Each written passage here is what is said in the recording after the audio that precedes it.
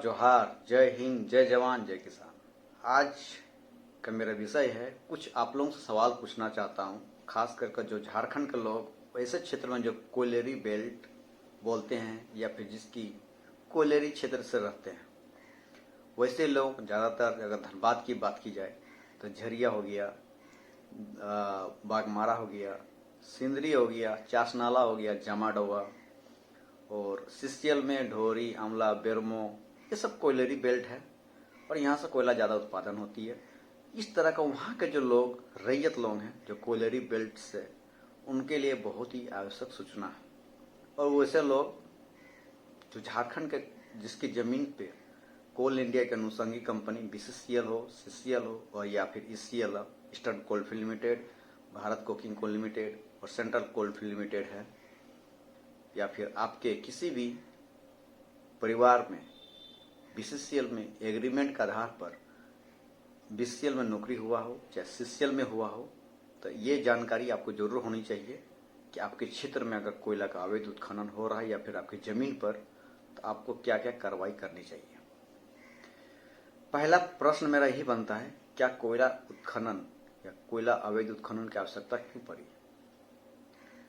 पहले तो नहीं होता था, देखा जाए तो पहले कोयले की चोरी छिटपुट होती थी, लेकिन अचानक 10-12 सालों से कोयले के अवैध उत्खनन की आवश्यकता क्यों पड़ी। दूसरा सवाल यह है कि कोयला अवैध उत्खनन का जिम्मेदार कौन, भारत सरकार या फिर राज्य सरकार यानी कि झारखंड सरकार। तीसरा है कि झारखंड में ही क्यों कोयला का अवैध उत्खनन सबसे ज्यादा होती है। बहुत ही अच्छा सवाल है, झारखंड में ही सबसे ज्यादा कोयला का अवैध उत्खनन क्यों होती है।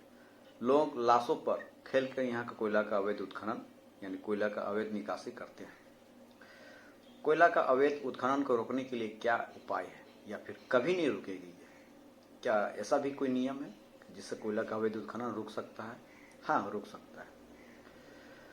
सबसे पहला मेरा ही प्रश्न है कि कोयले की अवैध उत्खनन की आवश्यकता क्यों पड़ी।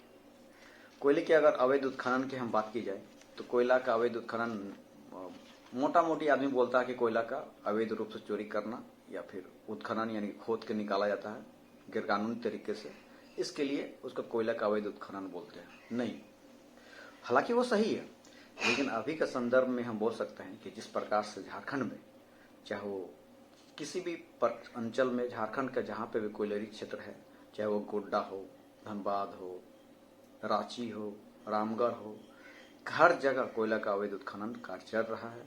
उस हिसाब से हम मानते हैं कि कोयला का अवैध उत्खनन की अगर परिभाषा को देखें तो अभी के समय में अवैध उत्खनन का परिभाषा यही है कि लोगों में अज्ञान यानी कि कोयले की जो नीति या फिर नियम है लोगों में नहीं है, लोगों में अशिक्षा है अपनी जमीन को लेके, अपनी जमीन की जानकारी से संबंधित, या फिर बोल सकते हैं कि लोगों में झारखंड में खास करके कोयलेरी बेल्ट के जो रैयत है उनके अंदर या उनके मानसिकता में खनिज नीति यानी खनिज के क्या नियम है भारत सरकार का, उद्योग नीति क्या है, उत्खनन नीति क्या है, कोयला का जो नियम है, कोयला का नीति है, कोल नीति, पुनर्गठन नीति या फिर नियोजन नीति का अभाव है, यानी कि आप में जानकारी नहीं है। तब भी आप जाके कहीं न कहीं कोयले का इतना बड़े पैमाने पे अवैध उत्खनन कार्य चल रहा है। सबसे बड़ी ताकत होती है ज्ञान की। सच्चाई यही है कि लोगों में अभी भी अज्ञान है, जिसके जिम्मेदार या फिर जिसके कारण कोयले की अवैध उत्खनन हो रही है। लोग क्या करते हैं कि अगर दूसरा सवाल यह है कि सबसे ज्यादा नुकसान किसको है, भारत सरकार या राज्य सरकार या रैयत। इसका सीधा सीधे एक प्रश्न है कि सबसे ज्यादा प्रॉफिट किसको है, भारत सरकार को, राज्य सरकार को या फिर रैयत को। अगर कोयले का अवैध उत्खनन हो रहा है तो जाहिर सी बात है सबसे ज्यादा फायदा या सबसे ज्यादा मुनाफा भारत सरकार यानी कि कोल इंडिया कंपनी को होती है, क्योंकि कोयला आप ना बेच सकते हैं, ठीक है, ना ही आप में उत्खनन की पावर रखता है, क्योंकि भारत सरकार का जो कंपनी है बीसीसीएल हो गया, सीसीएल हो गया, वही सब कोयला निकाल सकता है, या फिर उनकी जो आउटसोर्सिंग कंपनी है वही कोयला निकाल सकता है और बेच सकता है कौन, भारत सरकार। तो जाहिर सी बात है कहीं पे भी कोयले की अगर प्रॉफिट होती है तो भारत सरकार को ज्यादा होती है। चाहे वो अवैध द्वारा हो चाहे वैध द्वारा, लीगल और इलीगल दोनों से भारत सरकार को फायदा होती है। रैयत को इस प्रकार से नुकसान हो रहा है कि कई ऐसे रैयत क्षेत्र में देखा जाता है कि जिसको अवैध तरीके से आज से लगभग 40 साल पहले, मान लीजिए 1980 में, 85 में, 82 में BCCL हो चाहे CCL हो, जमीन के बदली में एग्रीमेंट के आधार पर नौकरी दे दिया है। बहुत ऐसा केस है, खास करके अगर BCL की बात करी जाए तो बागवाड़ा में सबसे ज्यादा है, उसके बाद झरिया में है, उसी तरह CCL में आपका बेरमो हो गया, कई ऐसे क्षेत्र हैं, रामगढ़ हो गया। आपको नौकरी तो मिल गया लेकिन जमीन खरीदने का पावर कोल इंडिया का और अनुषंगिक कंपनी ना कोल इंडिया में है आपकी जमीन खरीदने की ताकत, और ना ही BCL में है ना ही CCL में, जिसके कारण अब वहां से कोयला निकालना है तो जाहिर सी बात है कोयला निकालेगा कैसे। इसके लिए फूट डालो राज करो की नीति, कोल नीति, जिसको अभी के समय में देखा जाता है, फूट डालो राज करो, यानी कि आपके अगल बगल में कहीं ऐसा क्षेत्र है जो घनी आबादी वाला क्षेत्र है, वहां से अगर लोगों का पुनर्गठन किया जाए या फिर नियोजन दिया जाए, काफी लागत लगेगी। उस लागत से बचने के लिए कोयला का अवैध उत्खनन कोयला कंपनी के द्वारा या कोल सिंडिकेट के द्वारा किया जाता है। इस बात को आपकी जानकारी अच्छी से होना चाहिए। भले ही आप 5,000, 10,000, 20,000 कमा लेते हैं, लेकिन सबसे ज्यादा नुकसान, बहुत ज्यादा नुकसान वहां का रैयत को हो रहा है।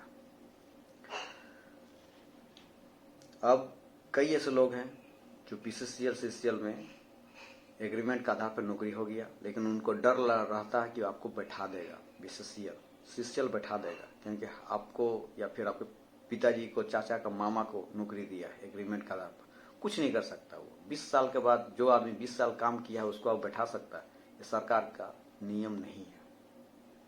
इसलिए अगर आप कोलेरी बेल्ट के रैयत है तो सबसे पहला आपके घर में जो भी जानकार व्यक्ति है, मैं पुनः बोलता हूं, कोलेरी क्षेत्र से, अगर आप झारखंड से है, किसी भी जिले से हो, चाहे वो गोड्डा हो, देवघर हो, धनबाद हो, रांची, रामगढ़, कहीं का भी हो, सबसे पहले 3-4 चीजों की आपको जानकारी होनी चाहिए। अपनी जमीन का जानकारी, जमीन का जानकारी के लिए अगर आपका पुराना पेपर नहीं है तो झारभूमि.com खोलिएगा। झारभूमि.com में बाद अपने जिला से संबंधित, उसके बाद हल्का कर्मचारी होता है, हल्का नंबर सेलेक्ट कीजिए, अपना मौजा नंबर सेलेक्ट कीजिए और अपनी जानकारी लीजिए।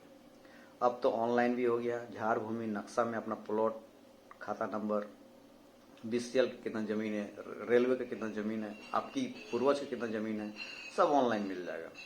इसी के साथ आपको BCCL का वेबसाइट, CCL का वेबसाइट, ECL का वेबसाइट, कोल मिनिस्ट्री का वेबसाइट या फिर कोल इंडिया का वेबसाइट पे हमेशा नजर बनाए रखना है।